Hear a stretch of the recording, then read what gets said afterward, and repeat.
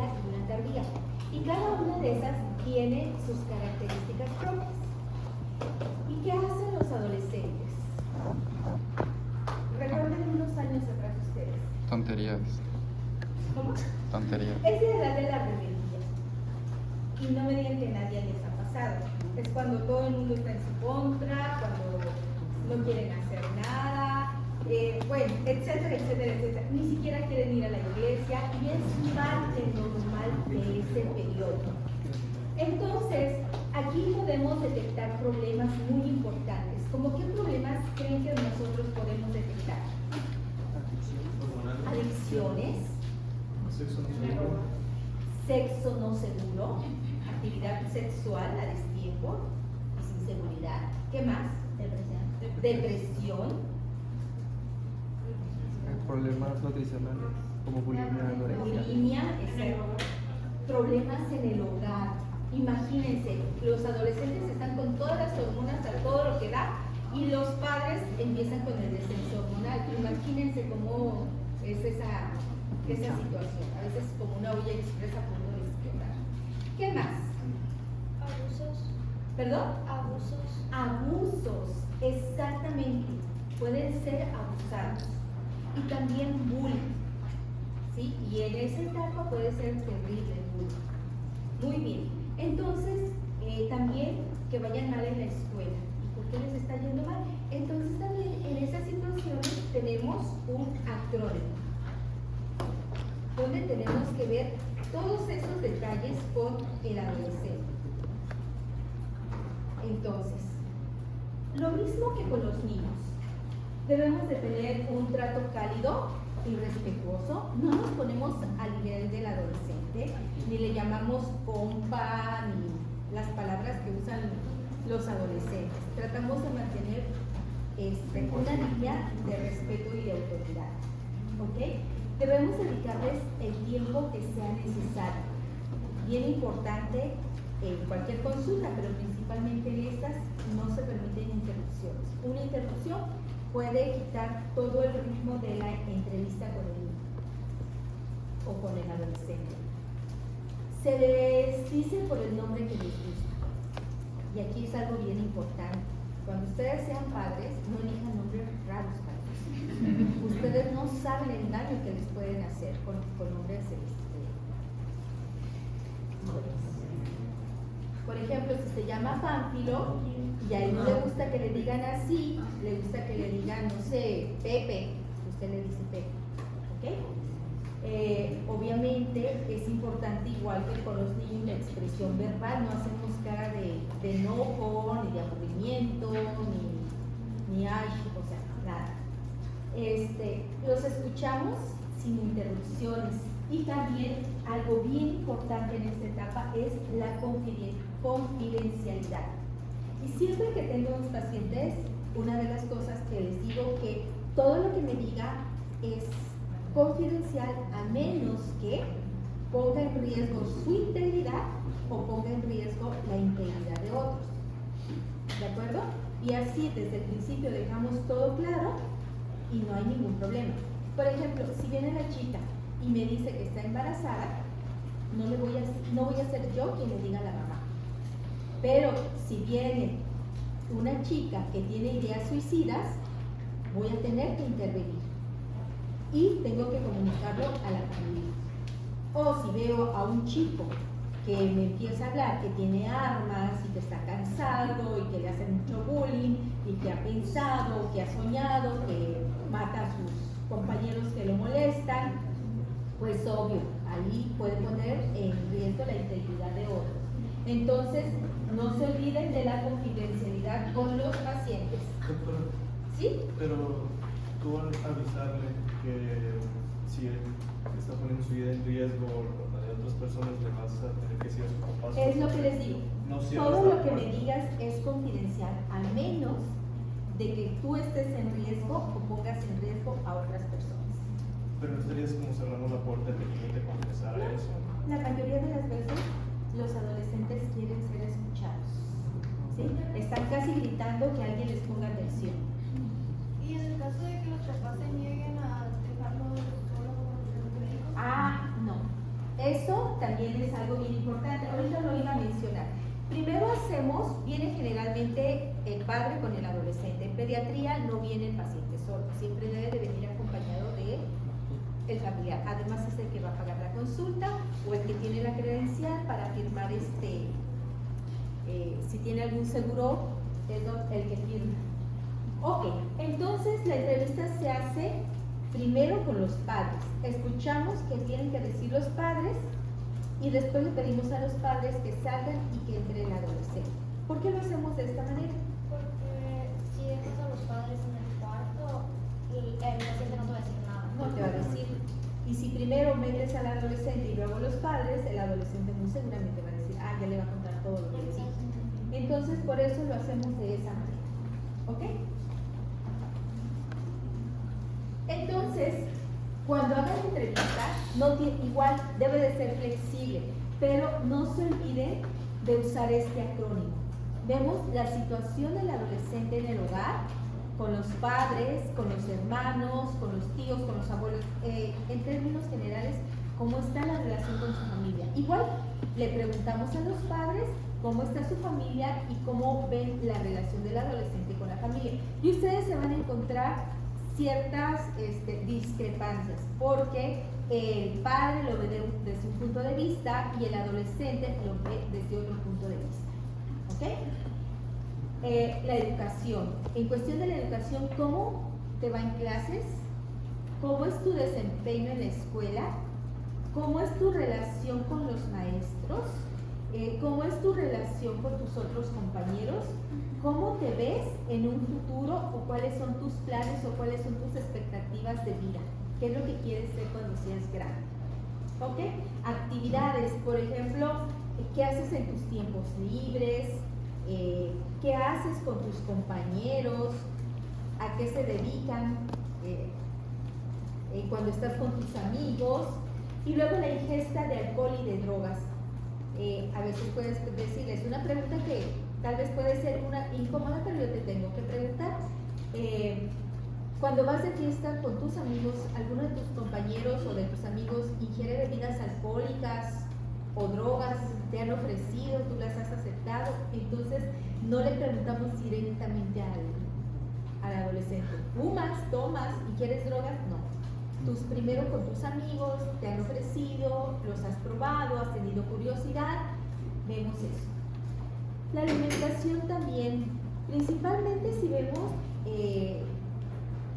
que tiene un tanto de sobrepeso o que está súper delgada, entonces son esos detalles, cómo comes, desayunas, tienes tus 3 comidas, cómo son tus alimentos, te los preparas tú, te los prepara tu mamá, cómo te ves de peso, cómo te ves de talla. Y luego, actividad sexual. Si usted le pregunta al adolescente, principalmente a las mujeres, ¿tienes novio? Con el hecho de que te digan que no tiene novio, no significa nada. ¿Ok? Entonces, si tienes actividad sexual,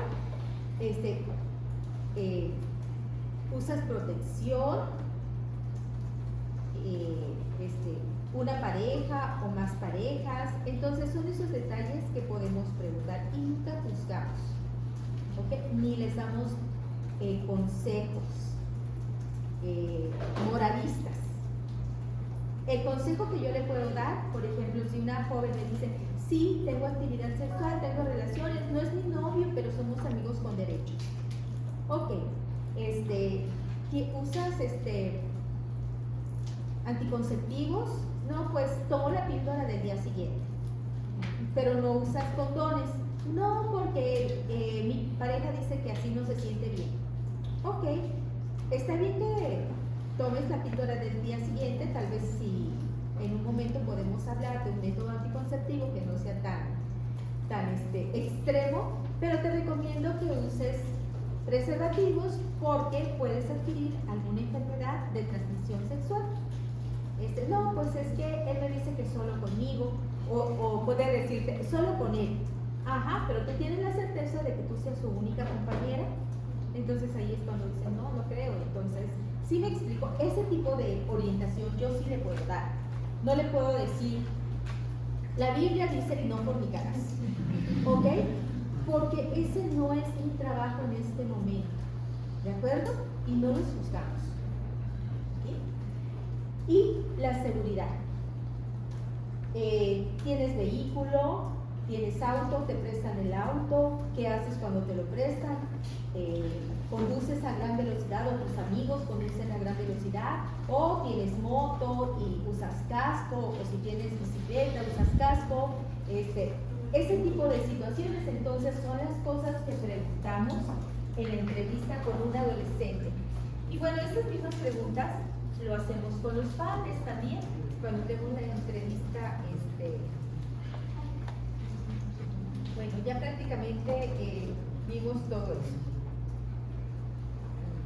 Ya vamos a ver más detalles del adolescente cuando nos toque hablar del adolescente, pero esto era nada más para que sepan que en la historia clínica tenemos ese apartado donde hablamos de los adolescentes. Muy bien, vamos a continuar. ¿Estudiaron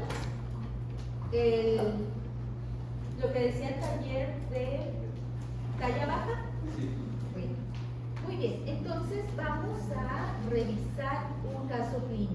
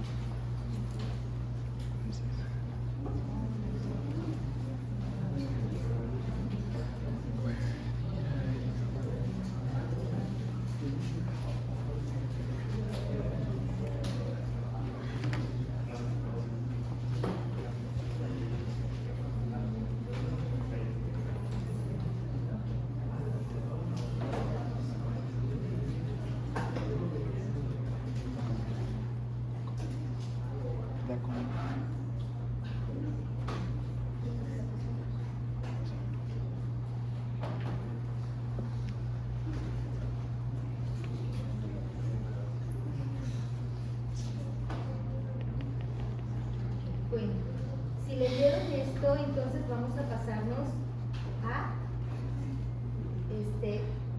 a los casos clínicos. Vamos a ver. Entonces, cuando vemos la evaluación del crecimiento, ¿qué factores influyen en la talla final del individuo? A ver, ¿alguien levante la mano? Doctor. Factores genéticos familiares. Genéticos familiares. Y con respecto a los factores genéticos o familiares, ¿cómo determinan la talla blanca familiar? Se suma la talla se le suma la talla del padre a la madre y después se hace una división entre una constante que es de 6.2, me parece, para la Bueno, se hace de la siguiente manera. Es una fórmula. Es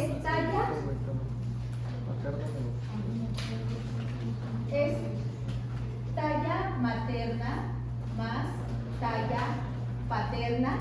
Se divide entre 2. Uy, no traje mis. Esto no, hay que tirar. Entonces, si eso. ¿Alguien quiere? Ok. Hay que tirar esos, ¿eh? Ok. Si es hombre, se suma 6.5. ¿Okay? Si es mujer, ¿qué se hace? Se restan 6.5. ¿Ok? Bueno. Doctora, ¿Sí?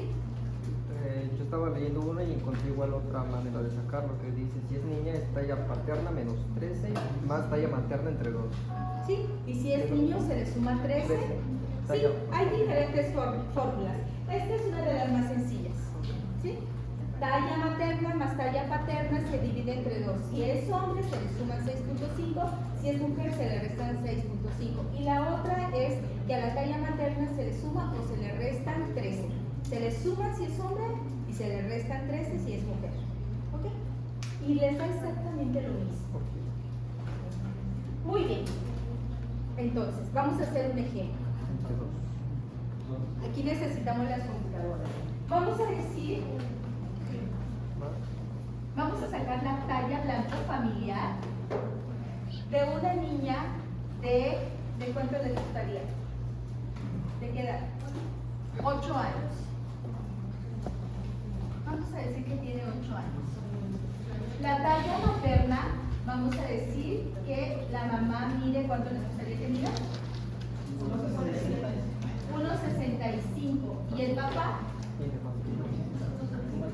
1,80. 1,80. Ok, ¿cuánto sería la talla blanco familiar? O talla diana. O talla genéticamente determinada. Es lo mismo, se les dice de diferente nombre, pero es lo mismo. Es niña, ¿verdad? Es mujer. 166. 1,66 o 166 centímetros. 166. Ok, esa es su talla blanco familiar o talla genética esperada o talla diana. Todo se les dice, pero es exactamente lo mismo. ¿Y dónde la vamos a graficar?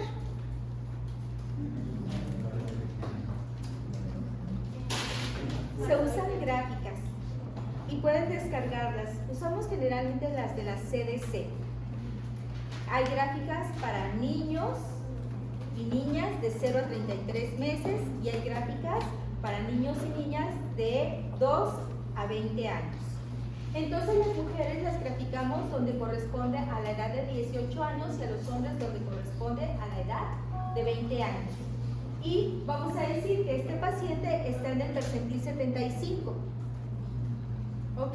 Y ahí, por ejemplo, si la niña mide 1,30 centímetros, vamos a decir que está en el percentil 50. Corresponde, ¿sí? Corresponde muy bien y no tiene ningún problema. ¿Ok? Bueno, vamos a... Ya está listo ese punto, se ve que sí lo estudiaron. Ok, las hormonas. ¿En qué momento y qué hormonas son importantes en el desarrollo de un niño? Si tenemos la etapa prenatal, ¿cuáles son las hormonas importantes? La tiroidea. ¿No? Los andrógenos testiculares, generalmente. Si estamos en la primera etapa, la etapa de lactante, ¿cuáles son las hormonas importantes? Ahora sí. Las tiroideas y las hormonas. Exactamente. Y también vamos a tener la insulina y la hormona parecida a la insulina. Y ya más adelante, ¿cuál es la hormona que va a ser relevante también? La hormona del crecimiento. Entonces, las hormonas son muy importantes. Los primeros 2 años es bien importante la alimentación. Eso es lo que va a determinar también que el niño pueda alcanzar todo lo necesario para que vaya a alcanzar su talla genéticamente programada. Y esto es bien importante, esos 2 primeros años. Entonces, ¿qué pasa cuando viene? Bueno, antes de eso, vamos a continuar con el siguiente punto, que es el ambiente. ¿Cómo creen ustedes que influye el ambiente? Ya vimos que las hormonas, la situación nutricional es muy importante. ¿Y el ambiente? Por alimentación. Los niños que reciben más amor normalmente son más altos, ¿no? Ok, ¿ustedes creen que tiene que ver el lugar donde vivimos? Si vivimos a nivel del mar o si vivimos sobre el nivel del mar, ¿influye? Sí, influye si Igual el deporte, ¿no? ¿Perdón? El ejercicio también influye. Claro que el ejercicio también influye, El sueño. el sueño también, por eso los niños tienen que dormir. Recuerden que una de las hormonas que se activan durante el sueño es la hormona de crecimiento más adelante. Muy bien. Sociocultural. ¿Cómo influye el aspecto sociocultural? Pues se ha visto que las personas que tienen un estilo de vida, bueno, que tienen un nivel socioeconómico más alto, tienen un desarrollo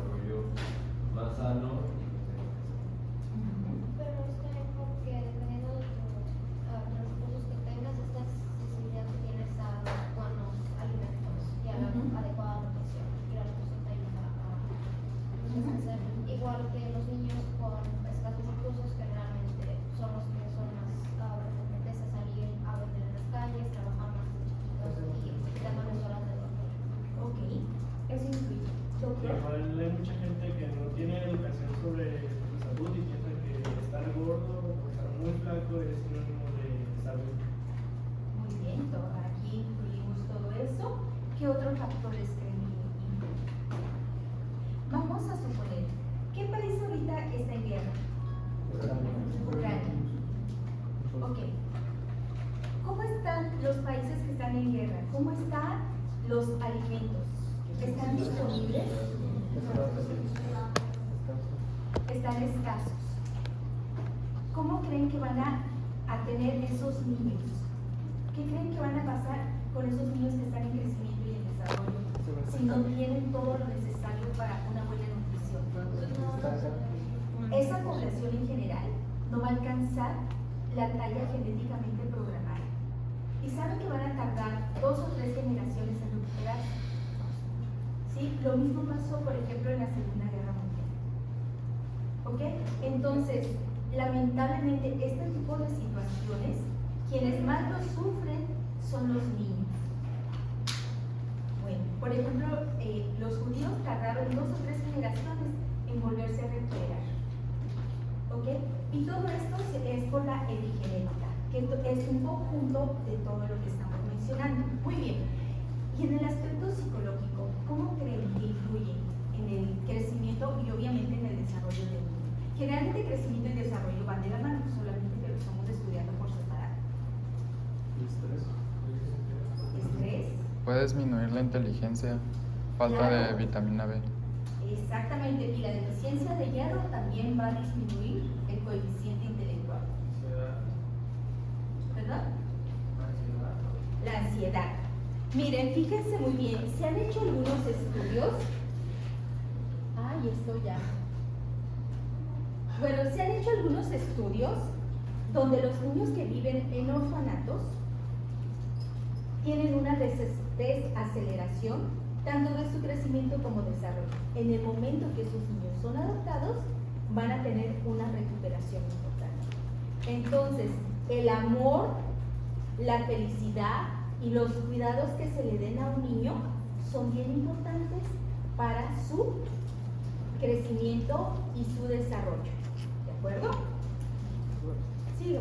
Igual lo que mencionaba mi compañera sobre la educación que reciben los niños, también creo que influye lo que es la autoestima en el niño, porque cuando va creciendo en la adolescencia, pues se va aceptando y dice, pues quiero, pues me alimento mejor. O hay personas que tienen baja autoestima, que no aceptan el cuerpo que tienen y entran en un tipo estado de bulimia y para sacar todo lo que comen y se desnutren. Sí, también. Todos esos son factores muy importantes. Los niños, ¿cuándo ves que un niño es feliz? Cuando juega. Cuando juega, cuando ríe, cuando canta, cuando anda feliz por la vida. Ese es un niño feliz. ¿Cuándo ves que un niño tiene algún problema? No juega. Cuando está retraído, cuando es muy tímido, cuando no quiere socializar o cuando, ya vemos otro tipo, cuando es súper hiperactivo. Esa puede ser una condición patológica. ¿Ok? Pero generalmente un niño feliz es un niño activo, que le gusta jugar, que le gusta cantar. ¿Cómo son los niños? Muy bien.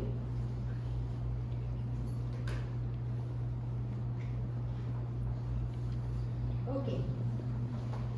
Cuando vienen a la consulta por talla baja, me ha tocado tal vez alguna situación donde han venido algún paciente y donde a veces como médicos no tenemos sensibilidad. Por ejemplo, si viene una persona de baja estatura, ambos padres son de baja estatura y el niño tiene baja estatura y tú ya sacas su talla blanco familiar y determinas que esté en el percentil adecuado para la talla genéticamente programada, no le vas a decir al señor y a la señora, señora, si ustedes son chaparros, ¿cómo quieren que el niño sea alto? ¿Sí me explico? Entonces debemos de ser muy cuidadosos en esos aspectos, porque por lo menos yo que soy de baja estatura, soy de la Ciudad de México. Y pues la gran mayoría somos así. O sea, es el promedio, por decirlo. Pero si yo hubiera nacido en Chihuahua, donde generalmente la media es muchísimo más alta, tal vez yo me hubiera sentido un poco pequeña, petit. Entonces, son esas situaciones que a veces se dan en las escuelas y todo eso. Entonces, bueno, vamos a determinar primero si el paciente realmente tiene talla baja.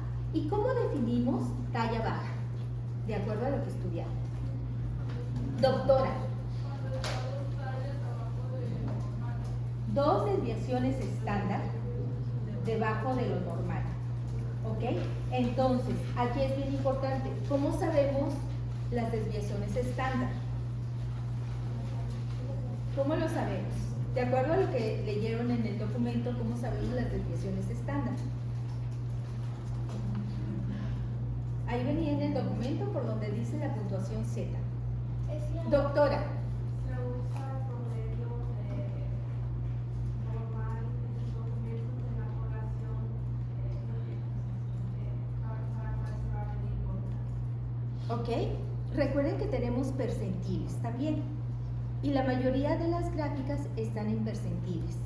Pero ¿cómo determinamos las desviaciones estándar? Es la fórmula de Z, Ajá. que es Z es igual a unos parámetros a comparar, la altura, y luego X50, que es el rango normal de estatura por sexo y edad del Ujú. paciente, y eso te da la predicción estándar y ya te da los percentiles.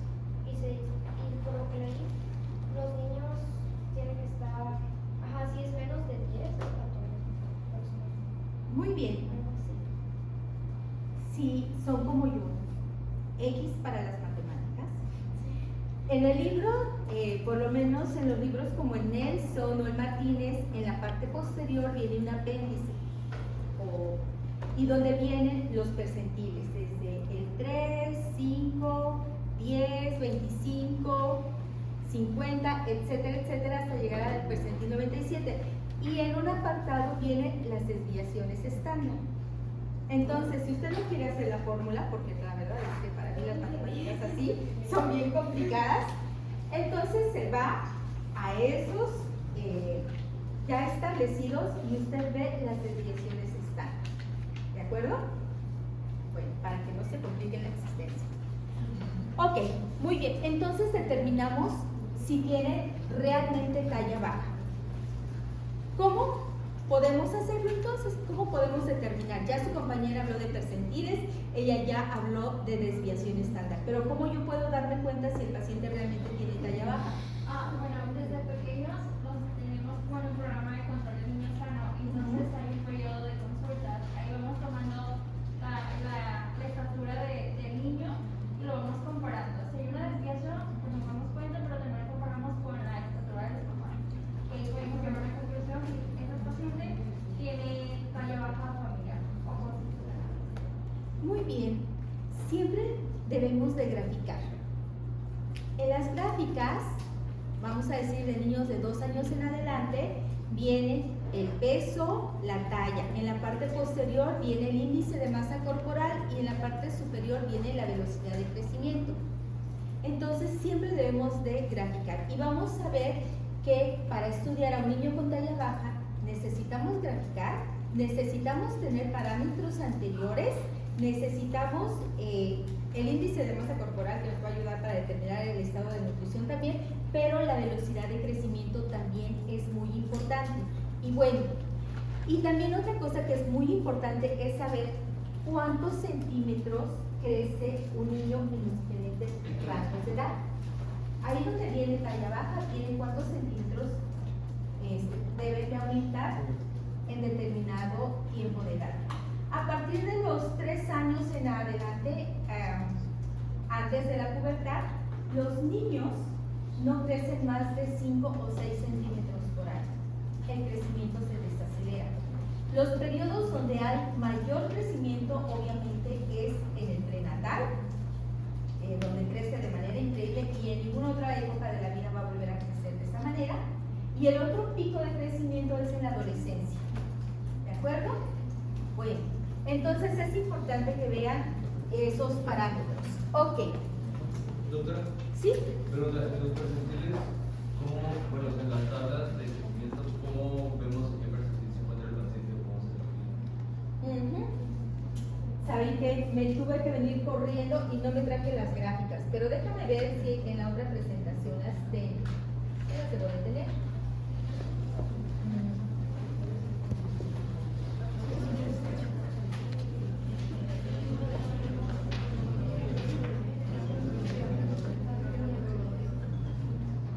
Ok.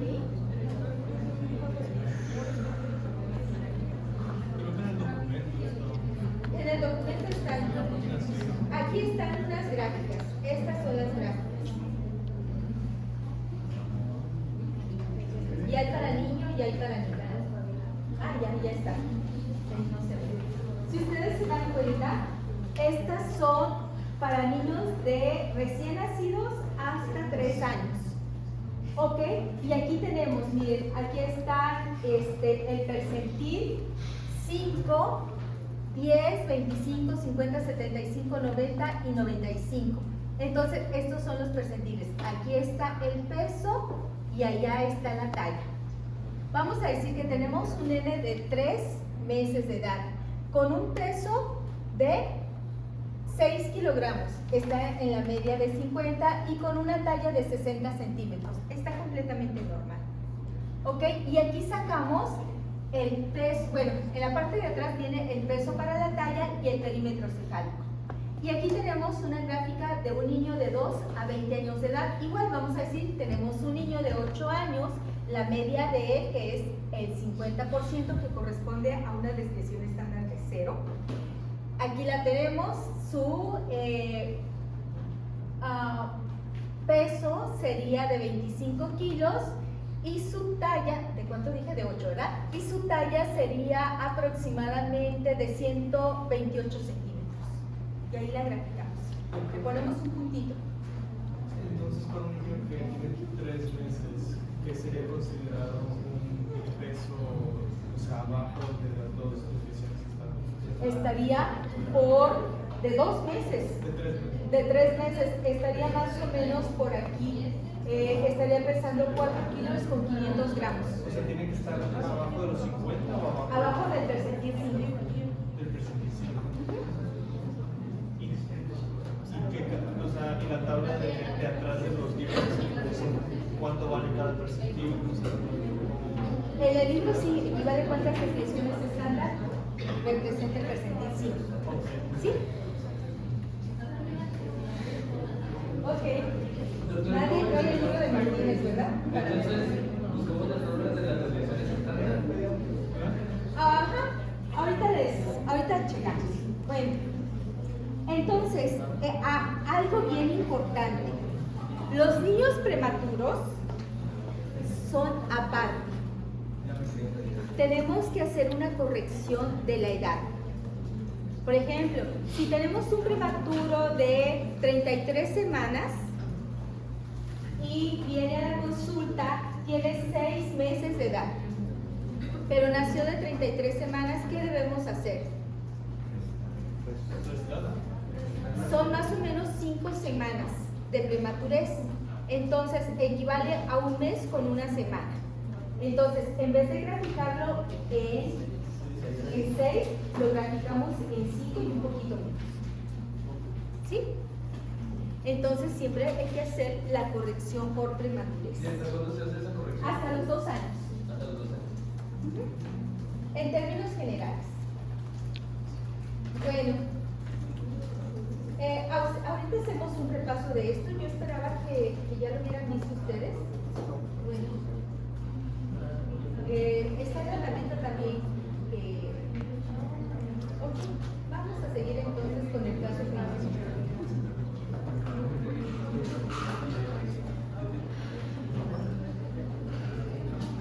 Bueno, entonces vamos a ver cómo es la talla baja. Si es una talla baja intrínseca o es una talla baja patológica. ¿A qué nos referimos con una talla baja intrínseca? Que genéticamente ya viene así. Como la talla baja familiar, un retardo constitucional del crecimiento y de la pubertad. ¿Ok? Y algo patológico podría ser, por ejemplo, una cromosomopatía. Los niños con cromosomopatías también tienen tallas bajas, un déficit de hormona tiroidea, un déficit de la hormona de crecimiento o una enfermedad. ¿Ok? ¿Cuándo inició? Si, por ejemplo, el niño nació con un retraso del crecimiento intrauterino, obviamente va a ser un niño pequeño, o si ocurrió después de una enfermedad, o empezó a partir de los 3 años. Entonces ahí vamos haciendo una valoración. ¿Cómo crece el niño? Y aquí vemos la velocidad de crecimiento.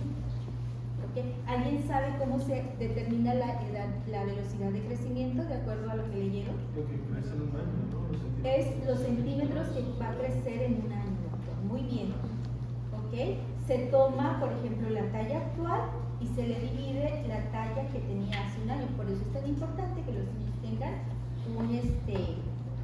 un control de niño sano. ¿Qué patrón de crecimiento tiene? Por ejemplo, en las gráficas, si el niño, voy a hacer una gráfica aquí, vamos a decir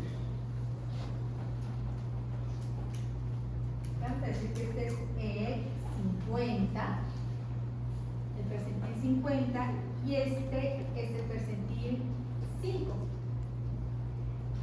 Y vamos a decir que nuestro paciente,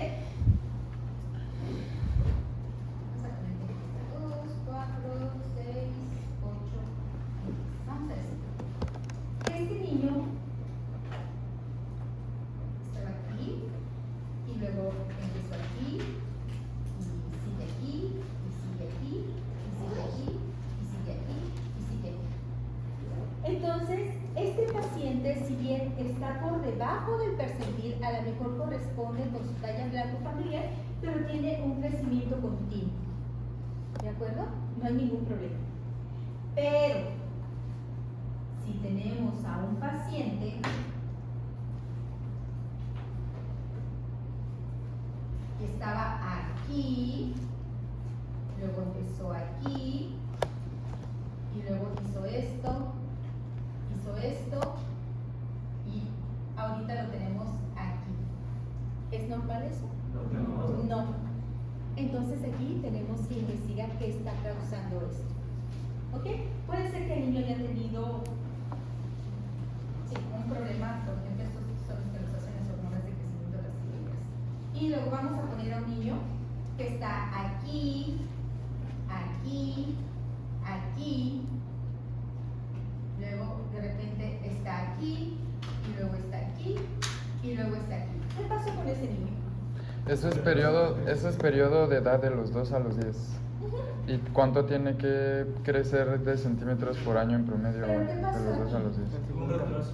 Miren, hace esta gráfica, se aplana y luego vuelve a recuperarse. ¿Pudo haber un momento de enfermedad aguda? Exactamente, un problema de salud.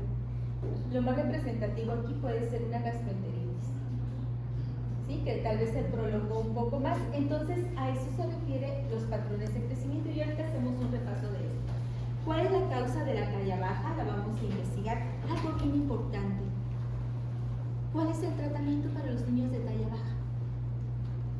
Hormona de crecimiento. ¿A quién se le da? A los pacientes que tienen una talla baja intrínseca y los que tienen una talla baja patológica se debe atender por la cosa primaria. Aquí se determina quién puede recibir la hormona de crecimiento. ¿Alguien investigó acerca de las hormonas de crecimiento? ¿Cuáles podrían también ser los beneficios y cuáles serían los efectos secundarios y las contraindicaciones? ¿Quién lo investiga para la próxima clase? Ok, muy bien, doctor. Entonces, vamos a ver cuáles son las alternativas de tratamiento para este paciente. Y de acuerdo a la talla patológica o la talla baja familiar qué probabilidades tiene de recuperarse este paciente. ¿Ok? Y qué otras repercusiones futuras podrían existir para los niños que tienen talla baja. Vamos a decir que tenemos a un niño con un retraso del crecimiento intrauterino. Es un niño de término, pero que te dice la ginecóloga que tiene un retraso del crecimiento intrauterino por hipertensión, porque la madre tuvo una desnutrición, porque fue un producto que no fue planeado, por lo que haya sido. Y te nace un niño de 39 semanas de gestación, pero que pesó al nacimiento 1 kilo con 900 gramos. No tuvo ninguna complicación respiratoria y también estuvo chiquito, midió 47 centímetros. ¿Ok?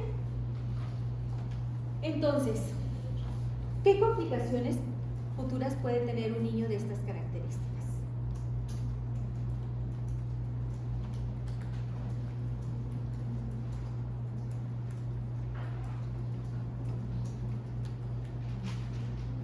¿En un futuro puede ser un niño obeso? Sí. Tiene más riesgo de ser obeso. Tiene más riesgo de tener problemas como diabetes mellitus tipo 2, una masa muscular, más bien ósea disminuida, y en fin, generalmente pueden tener todos los problemas de un síndrome metabólico, incluyendo mayor incidencia de enfermedades coronarias. Entonces, no es así tan simple como uno piensa. Estos problemas pueden tener repercusiones. Doctora, ¿y en ese caso qué sería para El prevenir? control, doctor. El control del niño. Hay que estarlo vigilando. Se hace el control del niño sano. Hay que ver que el niño no tenga obesidad, que siga creciendo, hay que ver cómo están sus hormonas, la orientación nutricional, todo eso. ¿En el embarazo se podría hacer alguna intervención? O... Claro, por supuesto que se puede. Una mujer embarazada, por supuesto que se le puede hacer una intervención si tiene un control adecuado. Por ejemplo, hipertensa, tratamiento; diabética, tratamiento; anemia, tratamiento. Entonces, pero hay ciertos factores o ciertas características en cierto sector de la población, lamentablemente, que no buscan atención médica oportuna. Muchas veces llegan las mujeres ya prácticamente para dar a luz y nunca tuvieron ningún examen, ningún ultrasonido, ningún control. ¿Sí? Bien. Yo creo que antes de ver este escenario, vamos a darle un repaso yo creo que sí, y ahorita nos ponemos a ver.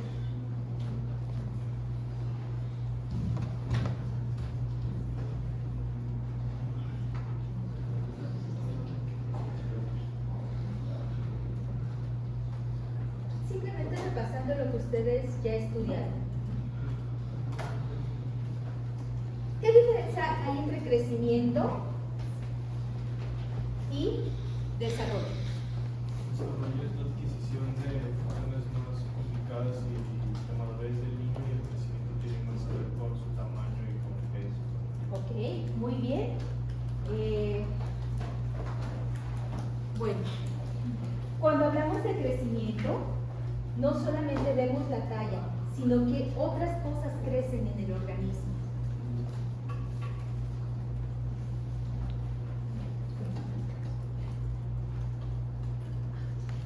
Ahí está. Hay un desarrollo neurológico o neural. ¿Ok? ¿Cuándo empieza a ser más importante este crecimiento del sistema nervioso central? Ahí lo tenemos. Entre los 2 y los 3 años de vida es muy importante. Entonces, por ejemplo, imagínense un niño que tiene una neuroinfección, va a tener problemas aquí. ¿Ok? Entonces, el aspecto linfático, ¿cuándo es mayor el crecimiento? ¿Y esto qué importancia tiene? Miren, por ejemplo, viene a la consulta un niño, a su control de niño sano, y la mamá comenta que le recomendaron que vaya con un otorrino porque tiene las anginas muy grandes. ¿Qué es lo que debemos de nosotros explicarle a la señora? Que a esta edad todas las amígdalas son grandes y que las amígdalas han llegado a su máximo crecimiento en este rango de edad y ya no van a seguir creciendo, pero la cara, el cuello y las demás estructuras sí van a seguir creciendo, entonces por eso se van a ver más pequeñas. No quiere decir que vayan a involucionar, simplemente ya no van a seguir creciendo a la velocidad que anteriormente estaban creciendo. Es por eso que los niños, cuando son chiquitos también, la silueta del timo se ve muy grande en una radiografía. A esto se debe al crecimiento linfático, ¿de acuerdo? Y luego, las suprarrenales, ¿cuándo van a empezar a tener su mayor crecimiento? Van a corresponder con todo lo aspecto de sexo o sexual, ¿ok? O genital. Entonces, a esto se debe el crecimiento y obviamente el crecimiento general, donde en los primeros meses van a tener un crecimiento lineal más acelerado y después en la pubertad. Dígame, doctor. El discurso que le voy a de la glándula suprarrenal le da rango de desarrollo. Ahí está, doctor, mira. Empieza a partir de los 10 años. ¿Sí? Muy bien. Entonces, ya lo habíamos mencionado, los factores genéticos, nutrición y ambientales. Entonces, está regulado por estas hormonas que también ya las habíamos comentado y también por los factores de crecimiento. ¿Ok? Y recuerdan en biología de lo que hablábamos, el factor de crecimiento de los fibroblastos, las proteínas morfogénicas óseas y también los derivados de las plaquetas. ¿Recuerdan cómo todo esto se va integrando en la vida y en todo el ser? Bueno, entonces todo esto es muy importante. Los factores que modifican el crecimiento también ya lo habíamos comentado. Entonces, una detención o una alteración del crecimiento va a ser más grave en las primeras etapas de la vida. ¿Ok? Cuando un niño tiene una enfermedad que puede durar más de 2 a 3 meses, puede tener una repercusión en la talla final. ¿Qué enfermedades pueden tener esta duración? ¿Diabetes? En los niños. Sí, un niño con diabetes tipo 1. ¿Quiénes más? Los niños asmáticos, que aparte reciben esteroides. ¿Quiénes más? Los cardiópatas. ¿Quiénes más? Los que tienen insuficiencia renal. Hipotiroidismo. Niños anémicos. Con desnutrición. Bueno, entonces, simplemente una gastroenteritis, que es de repetición y que ha sido crónica, puede repercutir. O aquel niño que va a la guardería y que cada semana lo tengo en el consultorio.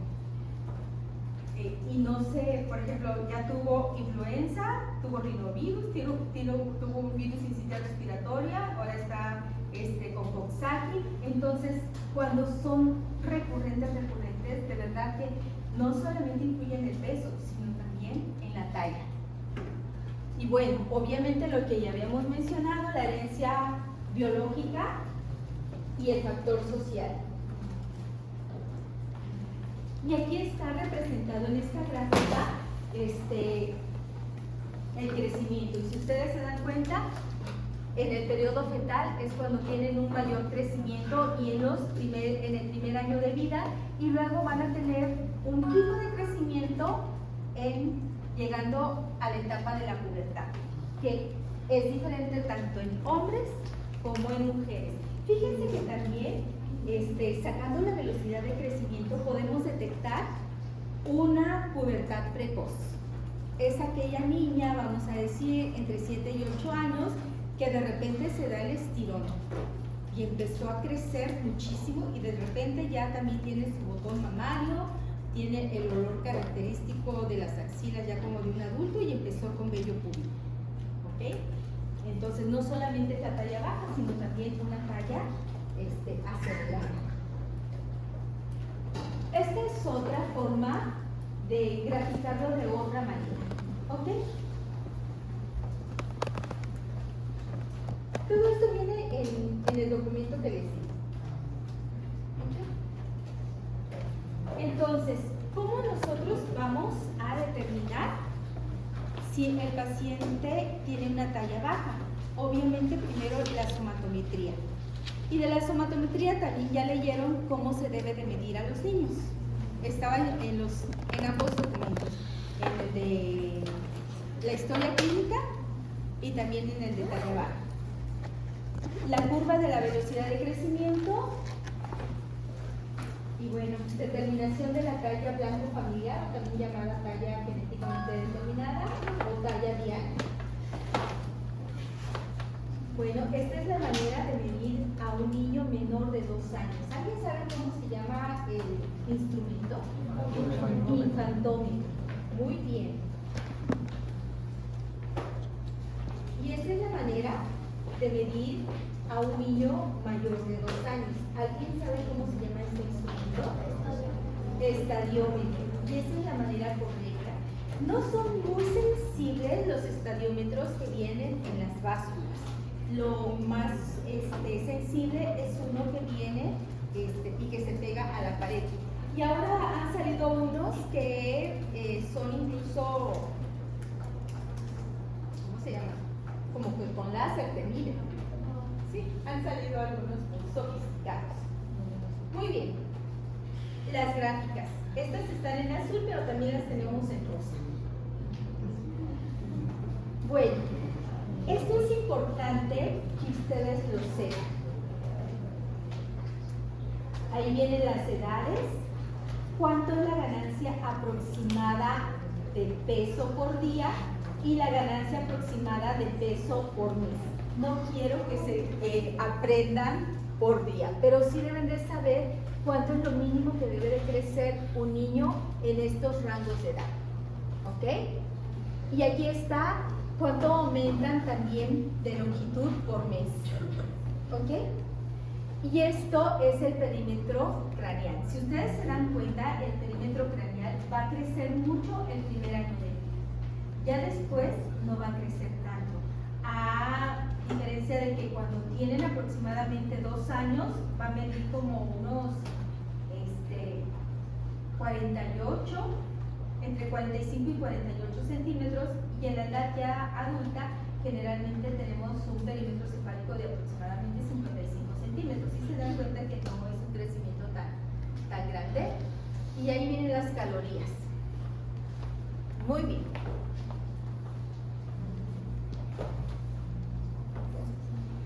Ok, esta es otra, que es la interpretación del índice de masa, perdón, del porcentaje del peso corporal ideal. Y ahí tenemos sobrepeso, obesidad, peso normal. Generalmente hablamos de sobrepeso si tenemos la gráfica en el percentil 85. Obesidad, ya empezamos a hablar arriba del percentil 90. ¿Ok?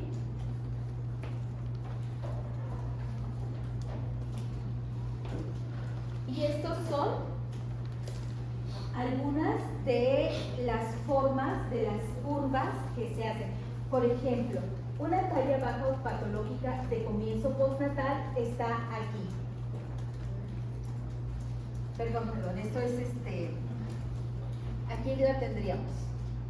Empieza normal los primeros años y luego hace esto. Más o menos empieza alrededor de los 9 años a hacer un descenso. Un retraso constitucional del crecimiento y de la pubertad generalmente va a tener un crecimiento normal los primeros 2 años de vida y después hace como que va a crecer, va a seguir creciendo, pero no va a alcanzar el percentil 50, sino va a estar más o menos una desviación estándar de lo que se espera. Pero después se recupera y alcanza su estatura determinada por genética. Y obviamente la talla baja familiar. Todos los niños, si se dan cuenta, menores de 2 años, pueden estar dentro de un parámetro normal en estos primeros 2 años. Si ustedes se dan cuenta, a partir de los 2 años es cuando ya podemos empezar a ver los problemas de la talla baja. Miren, aquí está la talla baja familiar. Si ustedes se dan cuenta, es un crecimiento lineal constante, no pasa nada. Y luego la talla baja de comienzo prenatal.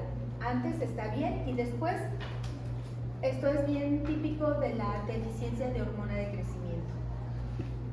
Eso va a venir en los exámenes. Así que si van a tomar fotos, tómense la primera vez.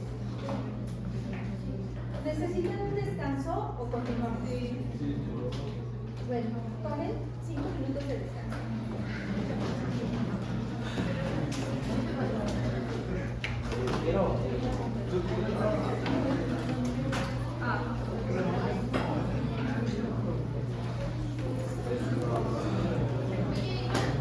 Saca las relaciones.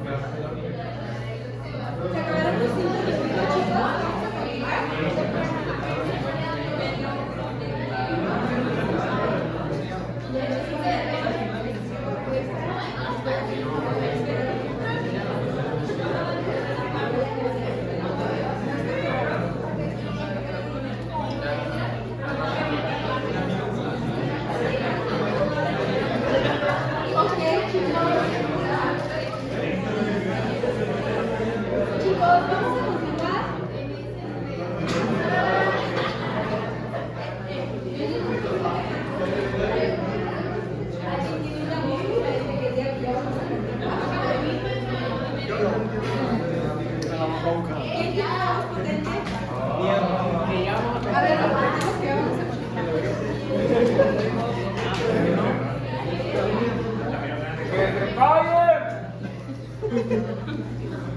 Bueno, chicos, miren. ¿Alguien sabe cómo se llama esta gráfica? ¿La campana de quién? Gauss, sí, ok. Y aquí tenemos el percentil en el medio, que es el percentil 50, ¿ok? Y aquí tenemos las desviaciones estándar. Está más sencillo que encontrarlo en el. ¿Ok? Entonces, hacia la izquierda. Tenemos el percentil 25, el percentil 9, y así sucesivamente, y aquí están las desviaciones estándar.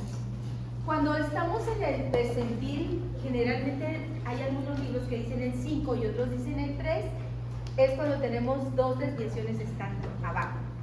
Y aquí está, en el percentil generalmente lo menciona arriba del 97, aquí lo ponen en el 99, es cuando tenemos dos desviaciones estándar, ¿ok? Y ahí están las dos desviaciones, o sea, ahí están los parámetros de las desviaciones estándar, ya resumo, ¿ok? ¿Saben qué? En el Martínez varían un poquito las desviaciones estándar porque las hizo el doctor Ramos Galván y las hizo en población mexicana, ¿ok? Por eso hay unas pequeñas variaciones. ¿Y conveniente la materia? ¿Cuál cuál usaríamos? Las de Ramos Galván. ¿Sí? Aunque no hay mucho. Y bueno, y ahí están otra vez cómo se ven las curvas. ¿Ok?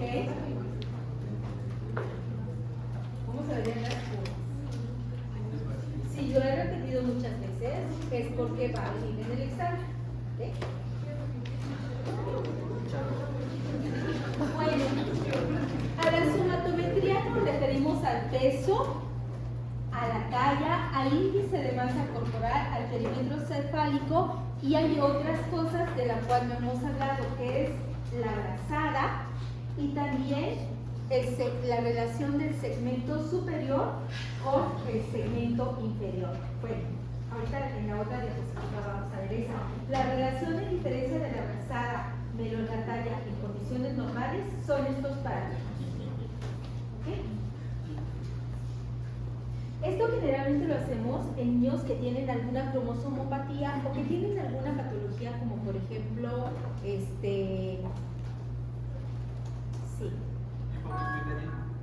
sí, esto, cuando son los niños, ay, se me olvidó el nombre de los niños pequeños, pero no se les dice eso, estoy recordando la palabra adecuada. Acondroplasia.